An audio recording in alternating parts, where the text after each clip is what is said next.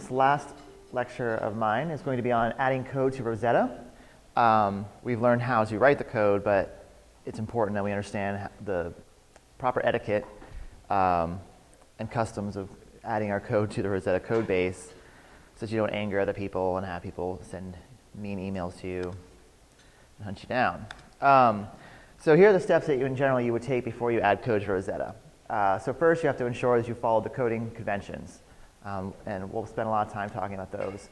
You need to ensure your code is well documented and well commented. And we use a system called Doxygen, which I'll explain in this lecture, to do that. And what Doxygen is, it's a script that will run through all of the code base, and it'll look for certain tags in your comments, and it will convert that into HTML. And we have a site online where you can have hyperlinked documentation of the code itself. This is different than another kind of documentation we'll talk about later.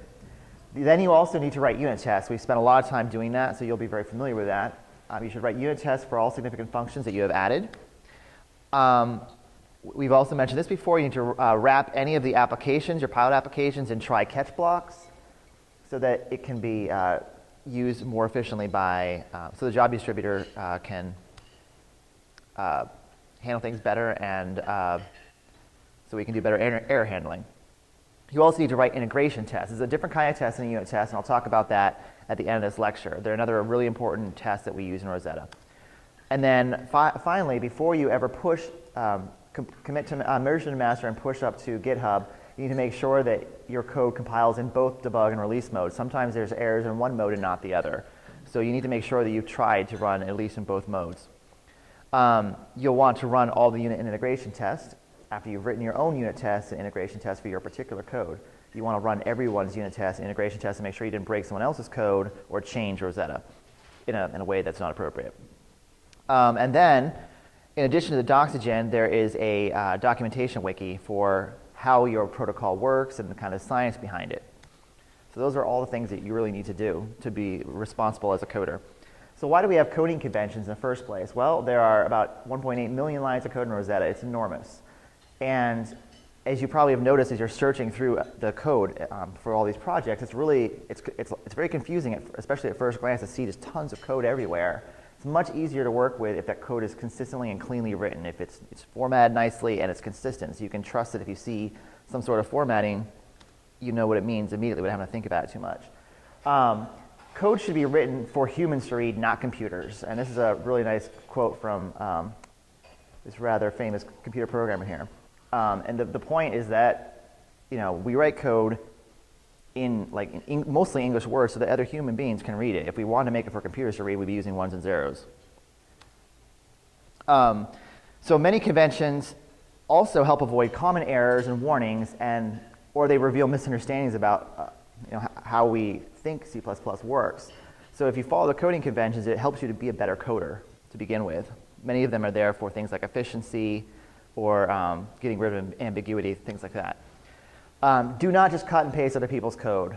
There's lots of reasons for this. A couple of ones you may not have thought of are that a lot of the code is actually pre-conventions. The conventions, Rosetta's been around for a long time. So some of the especially deeper code was written before we even had coding conventions. So if you just go and copy something assuming, oh, it must be right, that's probably a really bad assumption.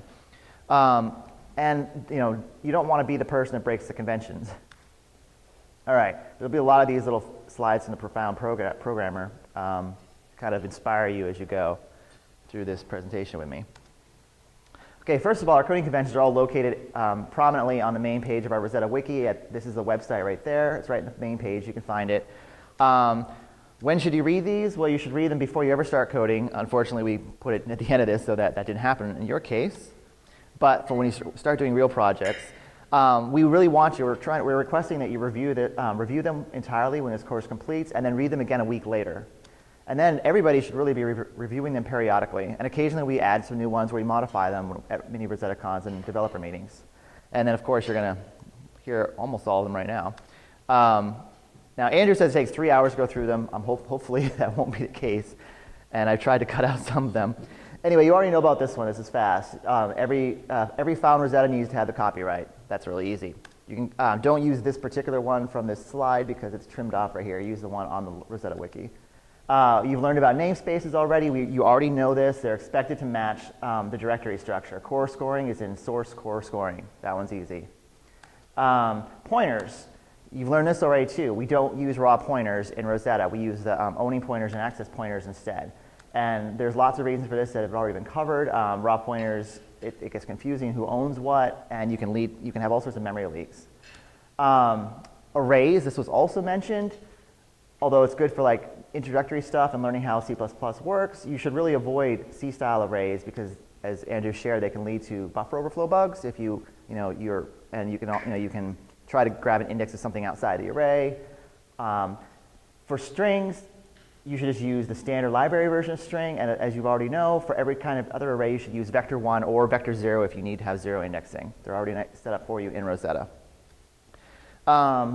Include guards, you also know this already, so this one's fast. Make sure you have the if not defined kind of line in all of your header files. That includes forward and regular header files, and that prevents you from exponentially just copying over all these header files into code. Okay, assertions. This one's a little new. We didn't talk about this very much. There's an assert keyword here that you can use in C++ where you say assert, and then you have a condition that needs to be true. And if it's not, in debug mode, it will throw an error for you. And so in release mode, these get turned off, which speeds up, which is one of the reasons why the release mode is so much faster. But this is a great way for when you're debugging the code to make sure that you didn't make any, that something really weird didn't happen. So these asserts are for something that should never occur during normal program operation, like having a pose that has, -1 residues or something. So that's how you do that. Error checks. Another kind of check you should put in your code are if blocks to test for errors that could happen during normal program operation. So the program can be running completely fine, but you could have a user who has no idea what they're doing or is new to Rosetta, and they could be trying to tell Rosetta to do something that it can't do. And so that's what you often use if statements for. And so we should use our tracer system that we have that we've talked about briefly. In place of cout, you should create a tracer earlier in your code, and the tracers are neat because they have different levels. And so you could say tracer.error or tracer.warning for various things, and a good error message should specifically tell you not just, hey, there's an error, but tell you exactly what happened and where it happened, and what was the data at that point. So rather than just saying there's a residue out of range, just please tell us what the index was of the residue that was out of range. It's very helpful when anyone else is trying to debug code. So it's very good to include things like this in your code. Right. All right, and you don't want to have runtime errors. Okay, warnings. So as you've all seen, we've turned on a flag in scons that makes it so all the warnings that C++ spits out are treated as errors. And we do that because warnings might just seem like not that important, but most of the time they imply that you forgot to do something you should have done, or that you're misunderstanding something, and there might be a flaw in your logic. Now there isn't always, but at least you should go and check. So we require that all warnings are eliminated from Rosetta to the best of our ability. If you get stuck with a warning and you have no idea what it means, like how do I fix this? I put a list of really common ones online for you. So again, if you go to the Rosetta wiki, if you go to the conventions page, there's a link from there, a list of common warnings and how to avoid them. I wrote that up to try to help people to avoid warnings. It doesn't have all of them. And if you've ever run into one that you can't fix, just email somebody else in Rosetta and hopefully you can get figured out. One of the big ones is to remove unused variables and functions. If you declare a function or a variable but you never use it, it's kind of a waste.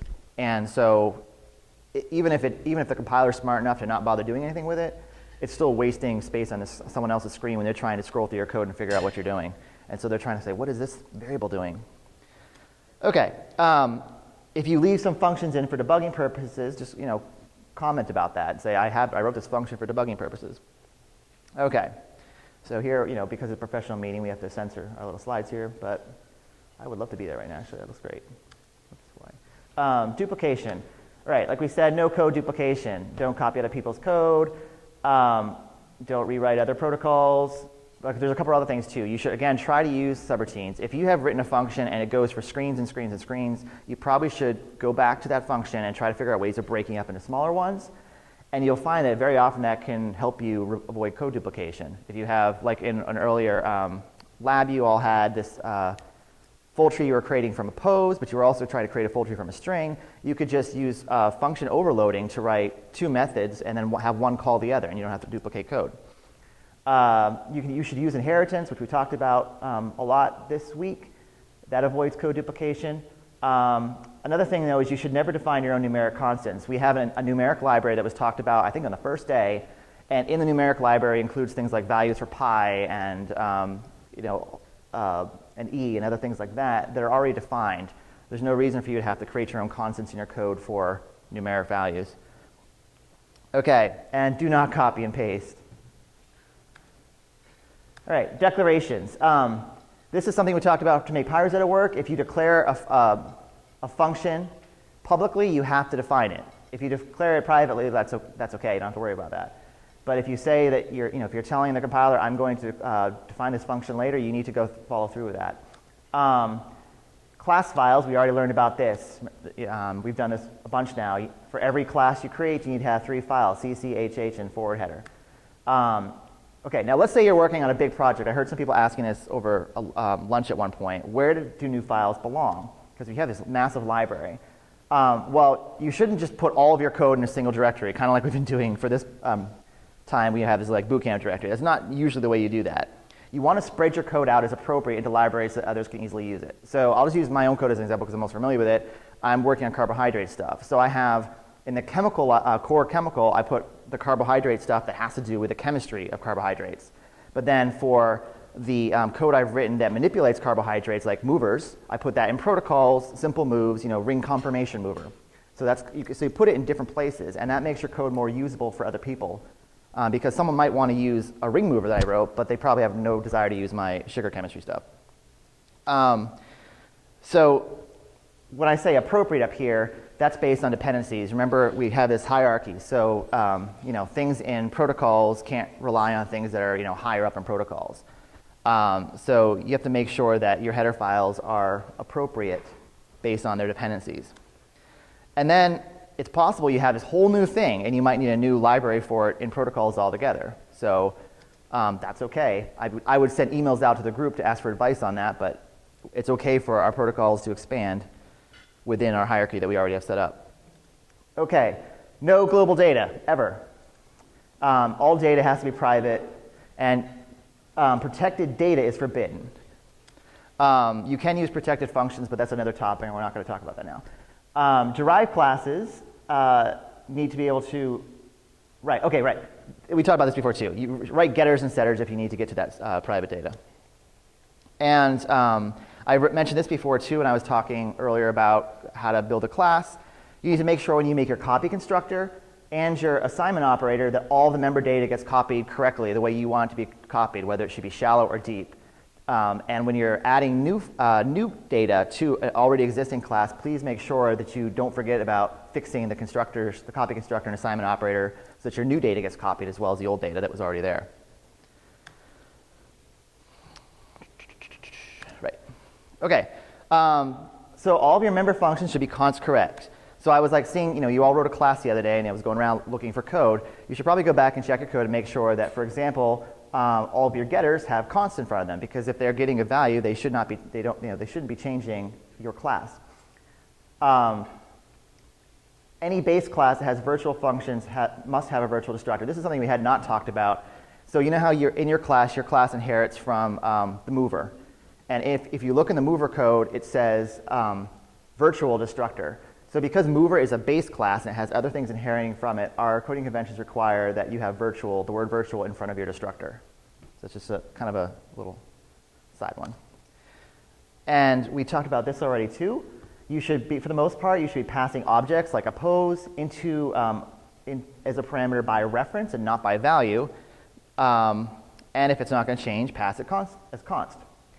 And then primitive data types like integers and reals and things like that, for the most part, you can pass those by value.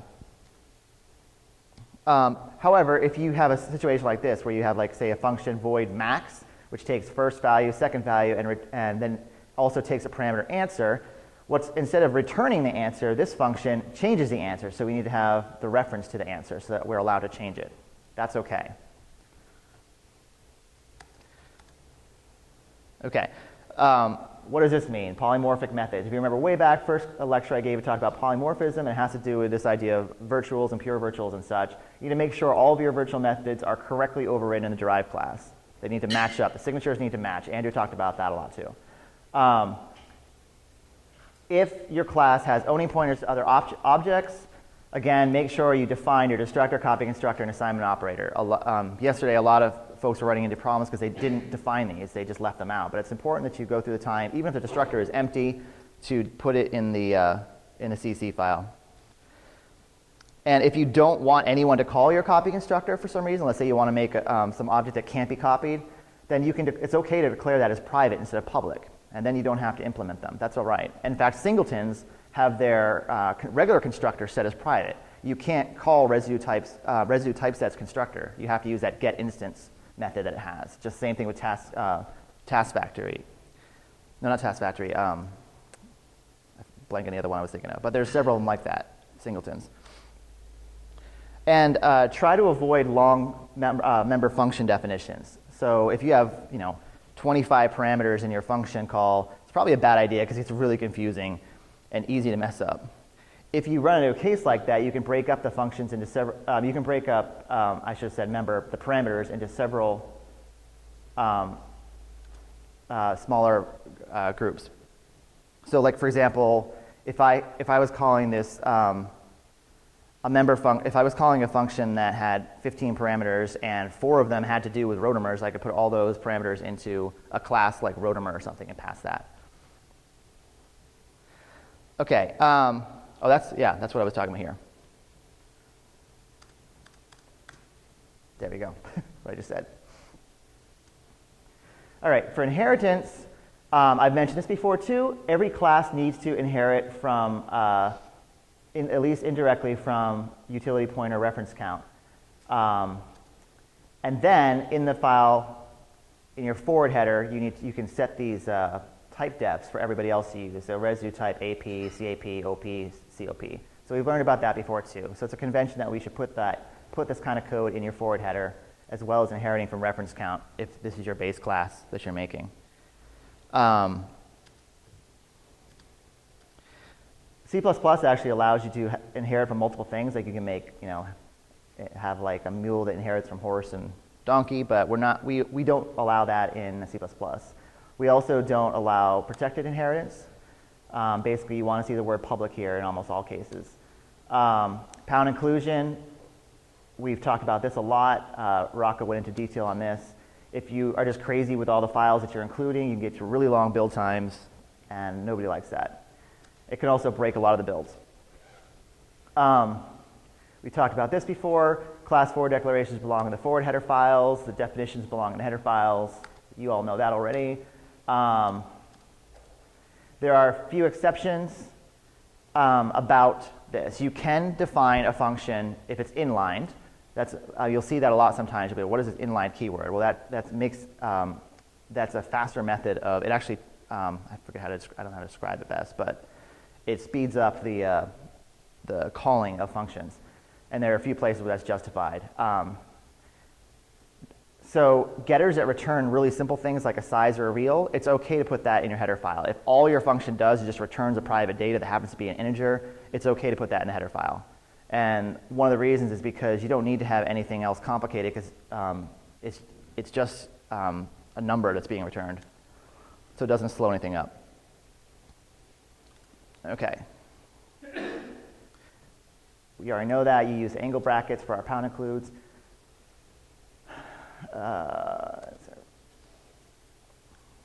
Right. So I also talked about this. In your header file, you should try to use pound include forward header and not other header files. Header files should include forward headers for the most part, not other header files.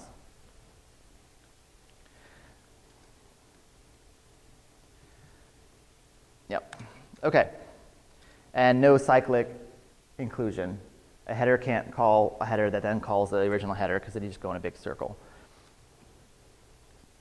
And we talked about this before as well. Nothing in core can depend on something in protocols. Like my carbohydrate chemistry can't depend on my mover that happens to live in protocols. So this is just a stylistic thing for when you're writing your code. So you've seen that most of your files have, almost 2 pages of headers in it. And sometimes you're scrolling through trying to say, oh, did I include this header, or did I forget about it, or did I include it twice? A way to help avoid that for everyone and to make the code easier to read is to put little comments in front of your groups of headers and list them consistently in a certain order. And the way we do that is like this. We put our unit header first. A unit header includes, for a CC file, that includes the class's HH file. So if you're working in mover.cc, the unit header line is going to include mover.hh. Then you put the package headers. Packages are anything that's closely related. So in a residue type set, you might have residue type because it's closely related to what you're doing, so that should be in the package. A project is basically the rest of Rosetta. That's basically core and protocols. It goes listed here. And I would put all these things in alphabetical order underneath them. It just makes it so much easier to find things and read. Then you go with your utility headers, basic headers, numeric headers, and finally you end off with the C++ headers like string or IO stream. So please try to use these headers and organize your pound includes at the top of your file. Names. So you know this already for some of these, but I haven't seen very many people following them in their own code yet. So the camel case is what we use for class names. So a class name, all class names should look like this. That way if I'm reading the code, I immediately know, oh, that's a class.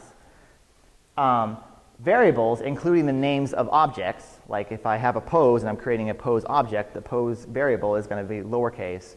And if I need extra words, you use underscores. So we call that boxcar.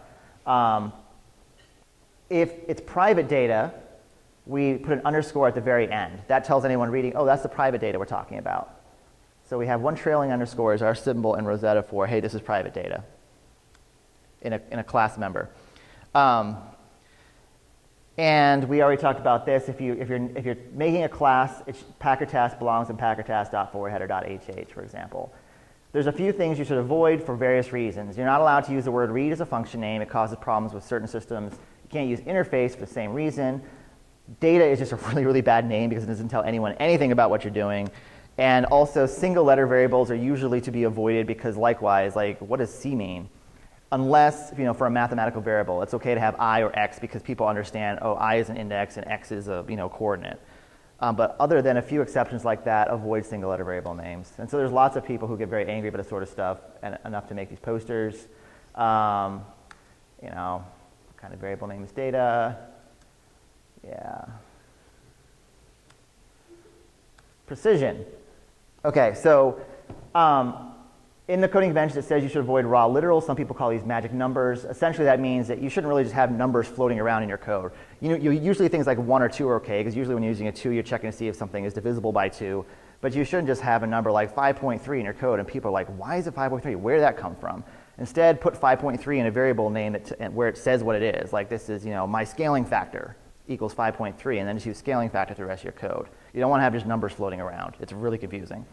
It's also easy to mess up, and there's some cases where it can actually cause problems with precision because you put 5.3, but you accidentally did something with it where it got truncated to an integer, and then it's no longer the same scaling factor you thought you had. So yeah, all values should have a type. And then we have a whole bunch of handy typedefs, and I really encourage you to use these. And for one of the reasons, it actually makes it more human readable. There's a couple reasons for using this typedef for real. Andrew's talked about how there's precision issues, there's between different platforms, and there's also ways of telling Rosetta, okay, because whatever system I'm using needs to work this way, we're going to change it from 64 to 32-bit for whatever kind of number we're dealing with. So this gives us a lot more flexibility, but also there's some really handy things in here. Real is just really general, right? But there's also a typedef distance, angle. So if you say angle and then declare your name of the variable, you're telling someone else, another human who's reading your code, oh, this isn't just some number, it's actually an angle, or it's a distance squared, or something like that. So there's a lot of those. I really encourage people to use them. There's size. There's also uint. Ultimately, they mean exactly the same thing, but if you think about it, a size is not the same thing as an unsigned integer. Like if you have a for loop, your index is not a size, it's like a position, it's a label, where a size is actually an amount of something. So they're actually different in terms of how we think of them as a human. Okay, we talked about that already. You should avoid double and float, especially not float. It's better to use double for precision. Usually you don't want to be using int. There are definitely times where you can, but again, the size and uint are usually going to be used in those cases. Okay, if you're creating your own typedefs, which is where you're creating essentially an alias for something more complicated, so I want to be able to say score function OP instead of having to type scoring score function OP, then it's okay to do that, but we request that you put it inside of your own classes. Don't put them outside the class. If we do that, that means everybody in the entire namespace has now turned their score function OP to mean this, which can cause some conflicts in terms of other people's naming schemes. So put your typedefs inside the class. All right. Now there's also this little using keyword, which is very similar. It helps you kind of cut down all those namespace prefixes. You're allowed to use the using namespace x outside of class scope only in your header files. And then if it's a CC file, you want to put them inside your function bodies. It's kind of frustrating as a coder when you see something and you're not sure what namespace it comes from to have to scroll all the way up to the top of the file. So it's nice to have it just right there in the function. And again, it also helps avoid naming conflicts. So we have namespaces for a reason to try to avoid naming conflicts, so we don't want to undo that. All right, when you're casting, the best way to cast a number, so say we want to turn 6.5 into an integer. We have this static cast function essentially in C++, and I think you've used this already in some of your labs. So this is the best way to do that, to use static cast for converting. It's clear what's going on. However, if you're inside an assert, you should use a dynamic cast. And that's about all I'll say about that. If you want to learn more, you can go back and look at that slide more closely. But thread safety. This is important for all sorts of reasons, but I know this is one of Andrew's particular topics that's really important to him, and we just want to reiterate: no static data that is non-const in any method, and no global data. They're very similar problems. If you have data that you only need to load once, we suggest that you look into the resource manager. I don't know if that's going to be talked about, but that's a really neat function that's being developed in Rosetta.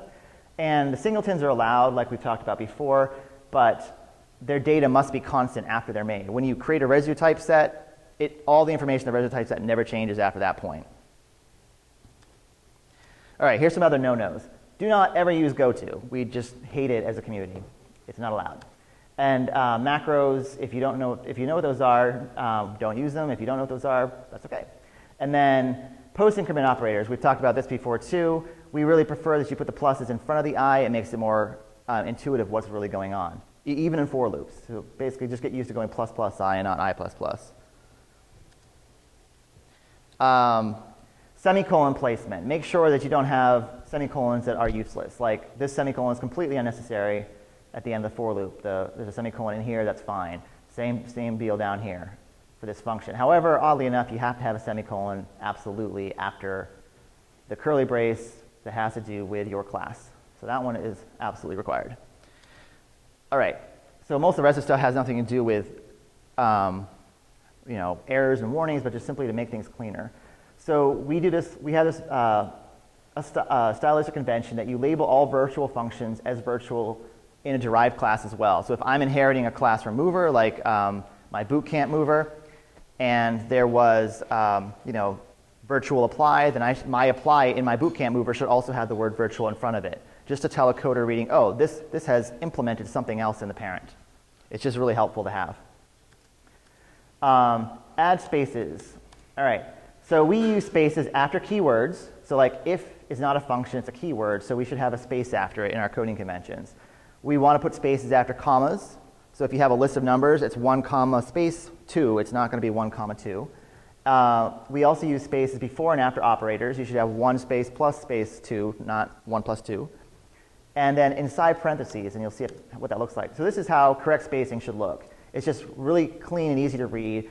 The reason we put the spaces around these parentheses like this is because it makes it a lot easier when you have large sets of nested parentheses to figure out which parentheses belongs with which set of parentheses. So this is the correct way you should space your code, and this is a good example of incorrect spacing. This is, again, where this looks like a function when it's not, and these operators are all close together. The cout should have spaces around the bitwise operators. So this is correct, this is not. So just get used to that kind of clean, spread out spacing of code. If you ever code on Windows, I don't know why anyone would, but it's really important for you to make sure that you change your end line characters. So we require only the Unix standard, which is line feed characters, not character return and line feed, which is what DOS does.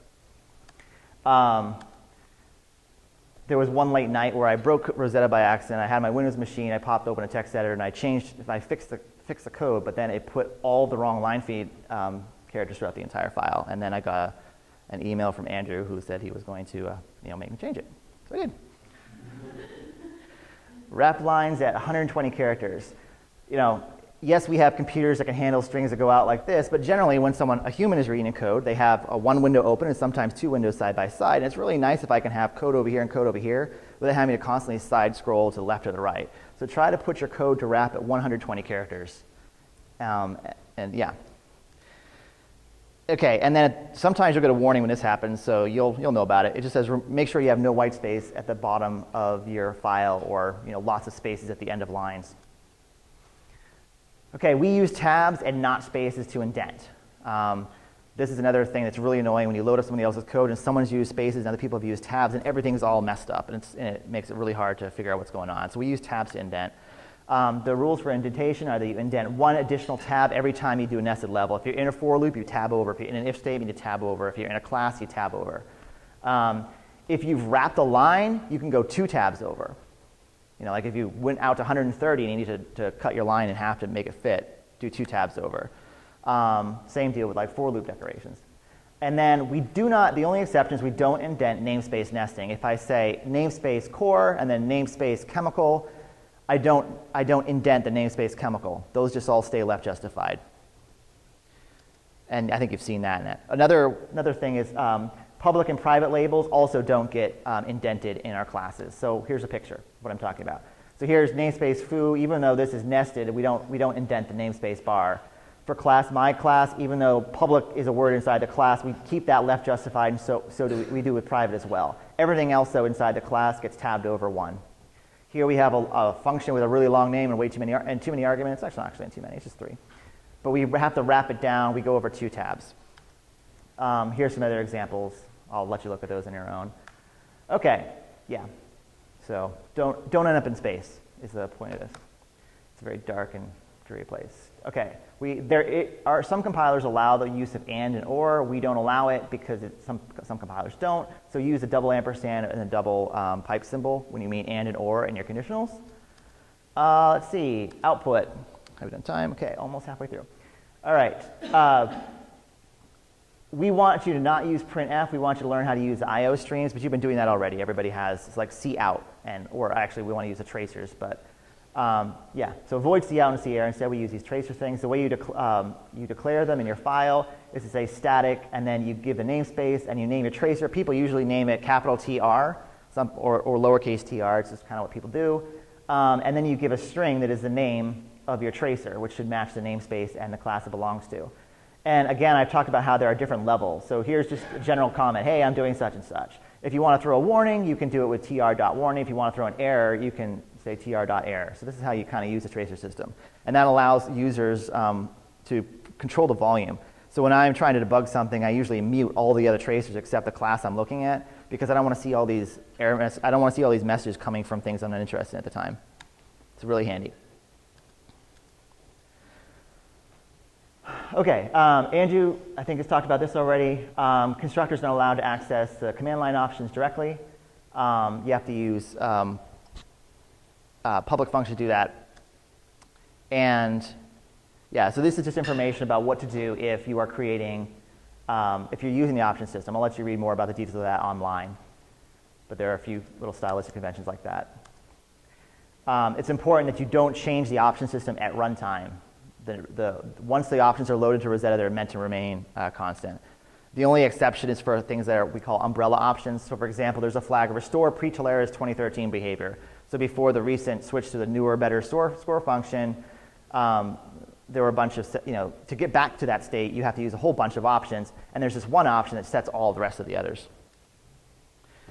Right.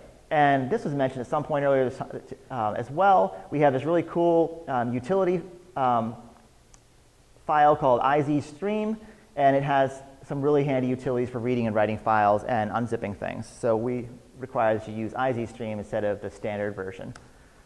Okay, commenting. Comment your code. It's very important to explain what you're trying to do in some places.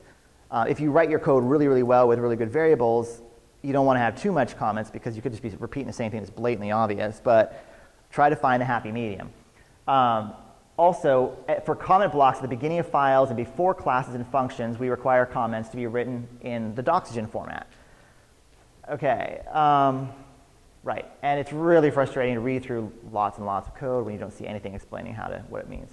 All right, so Doxygen, I don't know if you've ever seen this or if you noticed this in some of the other files, but the trick is that Doxygen reads in lines that begin with 3 slashes or a / instead of the 2. But that also means if you're putting a comment in the code that is not Doxygen, don't use the 3 slashes, use 2. If you do this, if you don't follow this convention, sometimes you'll be appending some comments to other comments that you don't intend to that will end up online for the Doxygen stuff. Okay, so after the 3 slashes, you then use an @ symbol, and there's a little tag that tells Doxygen what to do with a comment.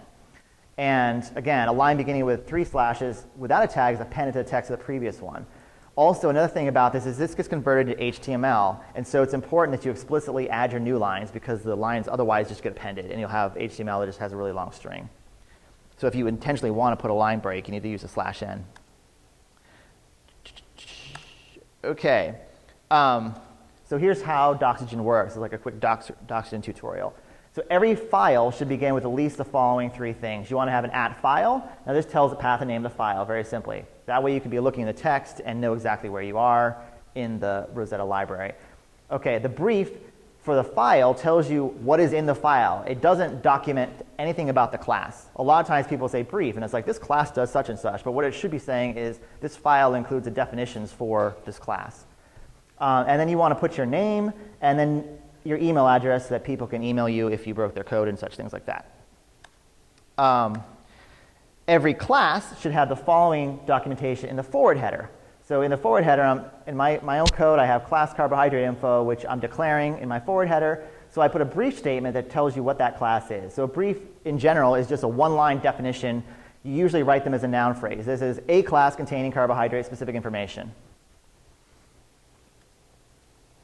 You can also put other stuff about your class in the header file.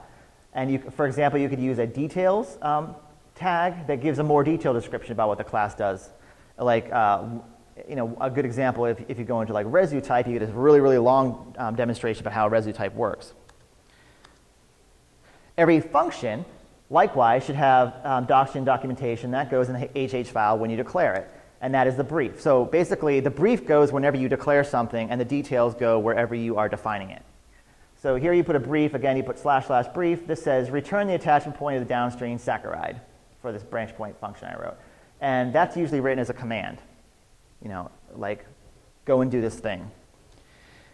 And then, again, in the CC file, when I'm defining it, I provide more details. You'll note many times throughout the code, people write detailed. That doesn't work. That's not the right tag. Or detail without an S. That also doesn't work. It's important to make sure you're using the right Doxygen tags. So go online to look at what they are. There's lots of typos in the Doxygen that just mean that the code is not working at all, documentation-wise. Okay. So here's a few other ones that you can use wherever you want. There's a param tag. You just basically give a brief description of what every parameter does. There's a return. Likewise, what does it return? And there's also note and remarks because having both is handy for some reason. And that is to basically tell other programmers something that they need to know if they're going to go modify your code. Okay, now we're going to talk about another thing that is exception handling. This has been briefly mentioned already too. All applications in Rosetta require a try-catch block. So what you do if you have your int main, you have your argument passing here, and you want to do your devel init and your protocols, viewer that you're setting up, for example, this should be wrapped in a try-catch block. And then you return your exception with a message and return -1. So that's required for all of our code, but that's already been explained to you as well. Now, if you don't do this, there's going to be an integration test that's going to fail. So it was written to basically remind people, hey, don't forget to wrap your pilot app in a try except block. All right. Whoops. Let me go back one slide. All right. So now we've talked about how the coding conventions, we talked about commenting in Doxygen, we talked about unit tests in previous lectures, and we talked about using the try-catch block thing. So we've got the following steps left. Before we can check our code into Rosetta, we still need to write integration tests and make sure that we've run them all. So yeah, I won't do this. This is whoever wrote the slide will bury you. I'm not that violent. Integration test purpose. Okay, so integration tests are a little different than unit tests. The reason they're there is there to report on any accidental changes you've made to how Rosetta behaves. Now, they don't actually tell you if Rosetta is working properly. They tell you if Rosetta is working differently. It's possible that Rosetta has been broken for years and that, changing it is the thing you should have done. So this is just differently, does not mean wrong, but it means you should pay attention to make sure you know what you're doing. So every integration test must be taken seriously. You can't just basically be like, oh, the numbers are a little bit different, that's okay. You always need to have a good understanding of why a change occurred. So if you don't have a good understanding, go back and do more tests and make sure that you can be confidently say, I don't think I broke anything. So, we don't want to see you say in an email, it's just a small numeric change. So it can mean there are severe errors in your code, or it could mean that you intentionally changed some modified output. Sometimes I'll go in and I'll change an output message and it changes lots of tests because now they're all saying something different to the user, but it didn't actually change what Rosetta does. Or different inlining can sometimes change that. And again, we haven't talked about inlining, but essentially, if it's make sure you check with somebody if you break unit tests to make sure that it makes sense why what happened. So how do you write these tests? So essentially, an integration test is just a pilot application, or it's really just a script that runs one of your pilot applications. So all the tests are located in the following directory: main test, integration test. This is outside of source. This is not source code. So it's essentially just a shell script with a Rosetta command line, and you also have an additional flags file. So inside that folder I just showed you, there's another folder called, in giant letters, How to Make Tests, that has a README file inside that describes how to do it. So essentially, there's a few steps. First, you just create a new folder subdirectory for your test. So within tests, you would go / and then my integration test. Hopefully, it has a better name than that. Then you would create a file named simply command and create another file simply named flags. 2 files are needed. And then third, if you want, you can also create some input and output folders to just kind of organize the input and output for your test. So this is what the command file looks like. First thing you do is it has a lot of these little % shortcut things that are handy so that the test is more versatile. So first thing it does, it changes the directory to the working directory. Then this line tests whether the test actually exists. And so instead of saying test _ ring confirmation mover, you'd have the name of your test here. Or actually, this is the name of your pilot app, really. And then you run with a line something like this. It's just, it's. Could you talk a little about the accent instead of the flags? Okay. It's been a long time since I've looked at bash notation, but what this is going to do, this flags is, @flags is going to take the contents of the flags file, which I'll talk about next, and it will call your command line with all of the options that you have in the flags file. And so that's what we're going to talk about next, and that's how you can set the options required for your test. So this runs your pilot app from the command line, just like you would yourself, and then the flags file, which is called by the @flags, is going to include all the options. And then other things like database or the other lines that you would have run. We also use run constant seed and no delay. That means that the random numbers are going to be the same every time you run the unit test. That way, you'll be taking the same trajectories, and the result should be the same, even though mover is supposed to use random numbers and things. Just make a slight addendum to that. Yep. So the @flags. So the @ thing is a Rosetta specific option. It's not a bash. Oh, okay. But you can do it outside of the integration test as well. So if you have a whole lot of jobs you're going to run, it's often very convenient to have like a flags file where you can give all the options for your that makes it easier to figure out later what was the command that you actually ran. It's a little bit keeping history. Okay, for people who are listening online, Andrew was pointing out that actually the at symbol is a special Rosetta thing, not a bash thing, and that allows you to, you could put this on a command line anywhere. So you could have a flag file with certain options that you use, and you could run your program with a consistent set of flags by calling your file. So that is a handy thing to have. We have a file called ignore list in the test system where it includes a bunch of files. It includes a bunch of things that are ignored if they're different between the different runnings of the test. So that'll be a little more clear later. So this is a handy list to have. It prevents kind of false integration test failures. And then you want to test for errors. So basically, that's the general way a command file looks. You just sub in your own test name, and you're good to go. Then you need to have your flags file. Flags file is just simply a line delimited list of all the flags that you want to use for your test. For my ring confirmation test, I have 2 input files I want to test. I test a sugar and I test a non-sugar. I need to use flags to make my sugars work. I mute all the output so that I don't have integration tests just spewing a bunch of lines on the screen. But I do care very much about what's going on in chemical and simple moves, so I unmute those, etc. You can do whatever you want. Okay, integration tests in Rosetta, we really try to push to make them run in under 30 seconds. So try your hardest to make tests that will run in under 30 seconds. There's one option that can help with that, and that's the run test cycles option that you can put in your flags file. And what that does is if Rosetta has that as an option, when it's called, some movers will check for it in the protocol and run fewer test cycles. So we encourage you, if you're creating your own protocols and your own movers that use a lot of cycles, to include some if statement that checks the test cycles flag and then just kind of does a really quick check. Speeds things up. How do you run the test? So now we've got our 2 files. How do you run your own and other people's tests?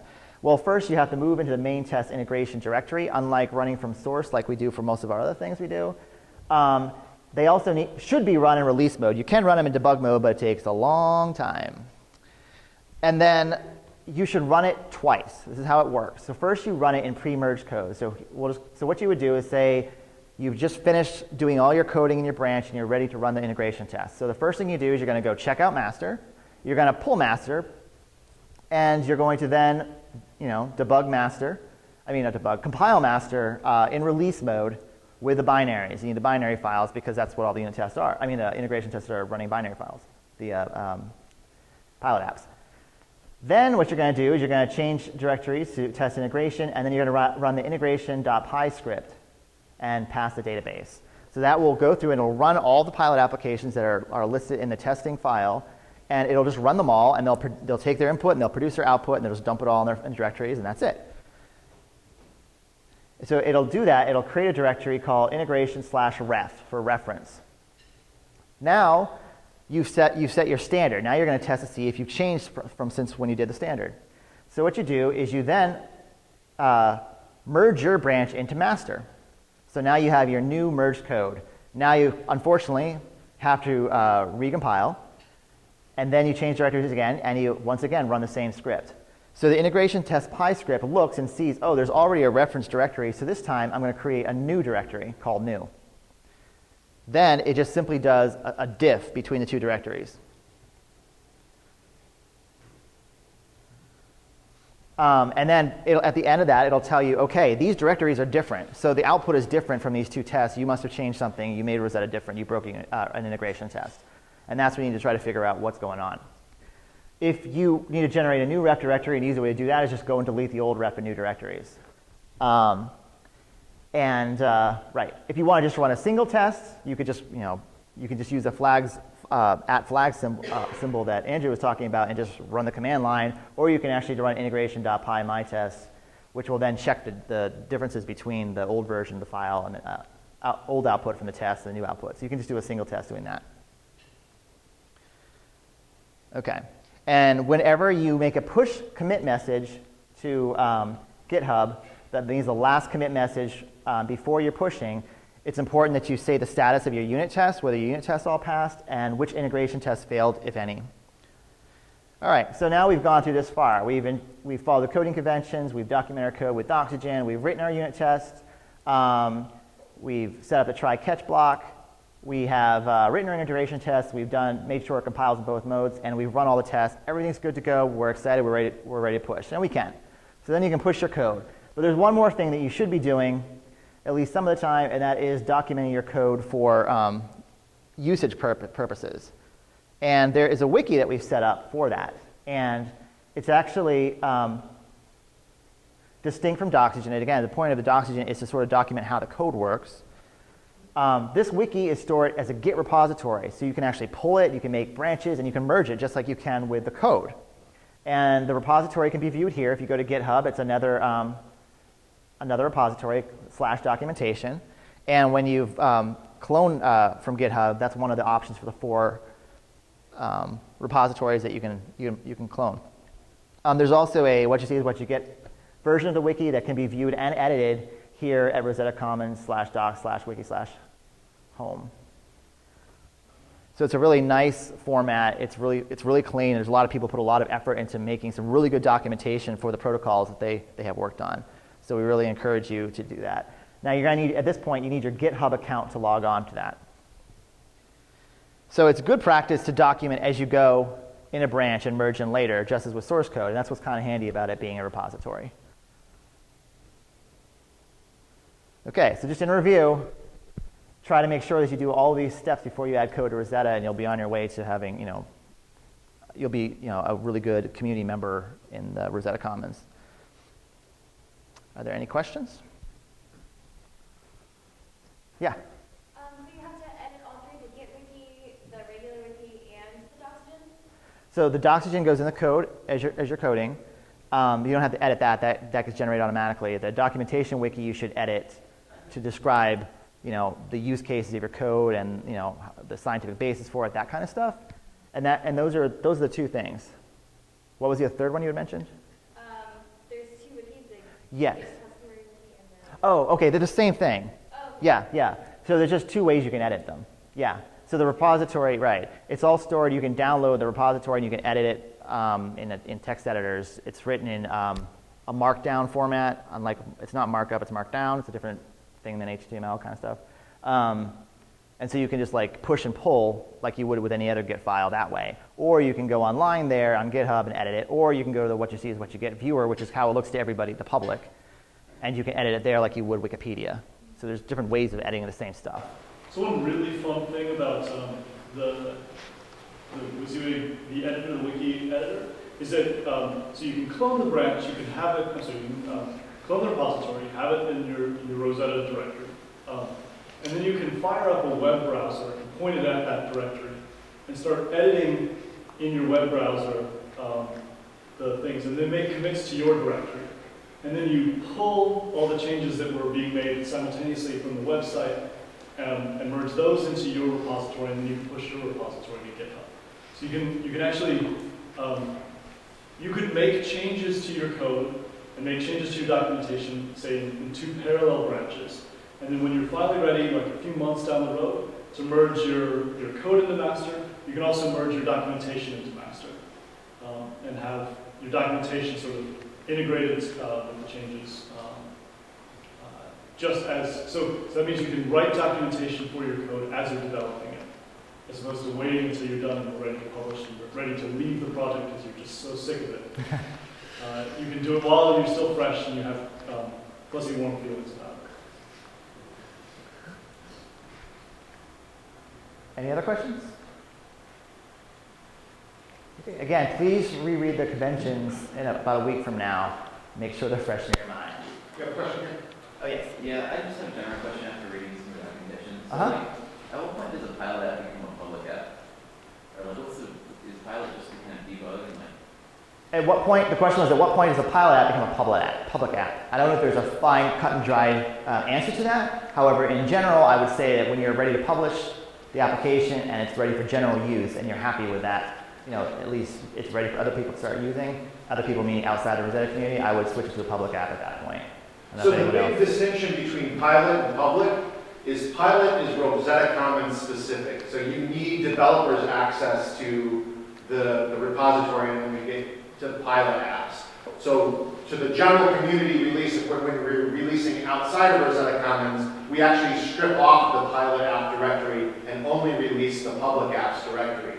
So when you publish and you want the rest of the world to be able to use your application, you need to move your app into the public apps directory.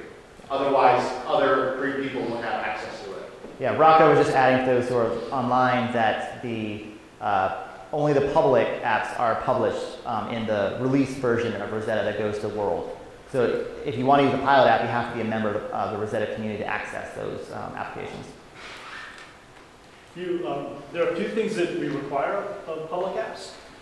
One is you need an integration test for a public app. And then you also need to create documentation on the documentation wiki describing how that app is to be used. And there's kind of a guideline on the things that you have to add to that documentation. So you have to give like expected inputs, expected outputs, the behavior, what the scientific goal of the application is, how many times you're supposed to run it. Most applications you can't run just once. If you run one add-relax trajectory, you're not going to get the right protein structure. So you need to give the users advice like, this needs to be run at least 10,000 times. And really 100,000 times is much, much better. Something like that. You should give your user a sense of what they're stepping into if they're going to run your application. But there, like I said, there's a list of things that you have to do, and that's described online.